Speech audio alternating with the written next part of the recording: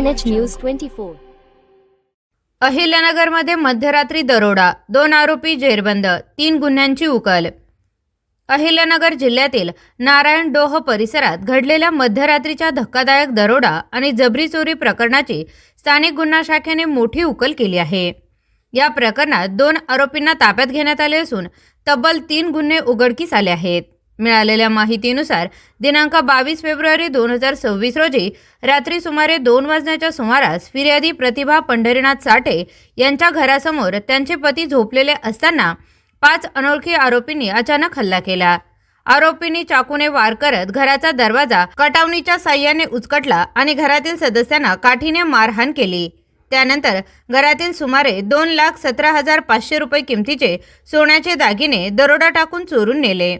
या घटनेनंतर नगर तालुका पोलीस ठाण्यात भारतीय न्याय संहिता 2023च्या कलम 310(2) आणि 311 अन्वये गुन्हा दाखल करण्यात आला।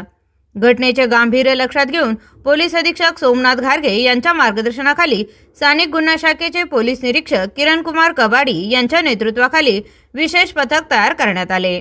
या पथकाने तांत्रिक व गोपनीय माहितीच्या आधारे तपास सुरू केला। दरम्यान दिनांक 25 फेब्रुवारी 2026 रोजी गुप्त बातमीदारामार्फत माहिती मिळाली की सदर गुन्हा सोमनाथ उर्फ पिप्या मीनाजी काळे आणि त्याच्या साथीदारांनी केला असून ते पांढऱ्या रंगाच्या कारमधून चांदबिबी महाल परिसरातून वाळुंजकडे जाणार आहेत। माहिती मिळताच पोलिसांनी चांदबिबी महाल परिसरात सापळा रचला आणि फोर्ड फिस्ट कार क्रमांक MH03 BH 9002 अडवून 2 संशयितांना ताब्यात घेतले। ताब्यात घेतलेल्या आरोपींची नावे सोमीनाथ उर्फ पिप्या मीनाजी काळे वय वर्ष 30 आणि चिंग्या उर्फ सौरभ सचिन काळे वय वर्ष 21, दोघेही राहणार कौंडगाव तांडा तालुका पैठण जिल्हा छत्रपती संभाजीनगर अशी आहेत। पोलिसांनी सखोल चौकशी केली असता आरोपींनी आपल्या इतर साथीदारांसह हा दरोडा केल्याची कबुली दिली। या गुन्ह्यात चिक्या गोप्या चव्हाण, तुषार नंदू भोसले, आसिफ निमाजी काळे आणि भगवान इम्पिरियल चव्हाण हे साथीदार सहभागी असून त्यापैकी काही आरोपी सध्या फरार आहेत।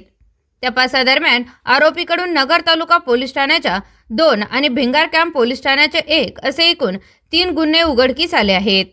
ही संपूर्ण कारवाई पोलीस अधीक्षक सोमनाथ घारगे यांच्या मार्गदर्शनाखाली स्थानिक गुन्हा शाखेच्या पथकाने यशस्वीरित्या पार पाडली आहे। Bureau report KNH news 24 Yasin Syed.